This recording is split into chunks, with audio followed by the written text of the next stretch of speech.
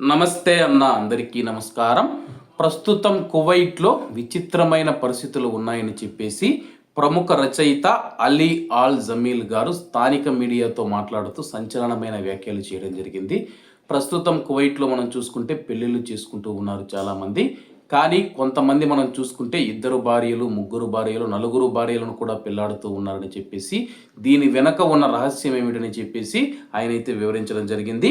విచిత్రమైన వైరుధ్యం ఏమిటంటే కొంతమంది బహుళ భార్యలను వివాహం చేసుకుంటారు.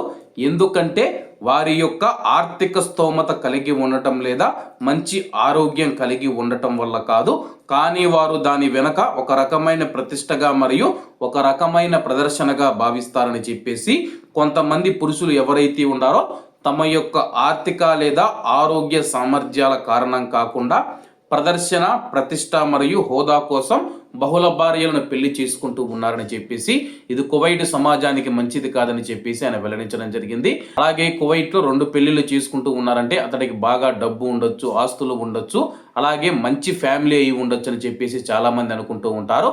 అలాగే చాలా వరకు మనం చూసుకుంటే అతడు ఆరోగ్యవంతుడై ఉంటాడు. 2 పెళ్లిళ్ళు కానీ 3 పెళ్లిళ్ళు కానీ చూసుకుంటే కానీ అతడి ఆర్థిక బలం కనపడుతూ ఉందని చెప్పేసి చాలా మంది అనుకుంటారు.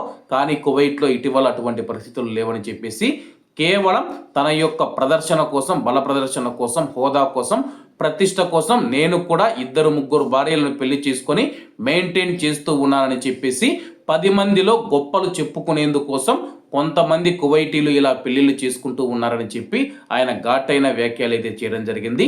మరి దీనిపైన కువైట్ సమాజం ఏ విధంగా స్పందిస్తుందో వేచి చూడాల్సి ఉంది. మరి కువైట్లోని ఇళ్లల్లో లక్షల మంది భారతీయులు పనిచేస్తూ ఉన్నారు. మరి మీ ఇళ్లల్లో కువైటీలు ఎన్ని పెళ్లిళ్ళు చేసుకున్నారో కామెంట్ రూపంలో తెలియజేయండి. ఎందుకంటే ప్రస్తుతం ఈ యొక్క విషయం చర్చనీయ అంశంగా మారిందనమాట.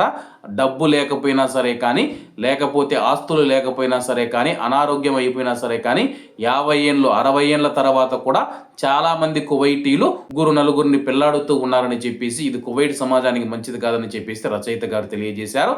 కాబట్టి అందరూ బాగుండాలి, అందులో మనం ఉండాలి. అందరికీ నమస్తే అన్న, జై హింద్.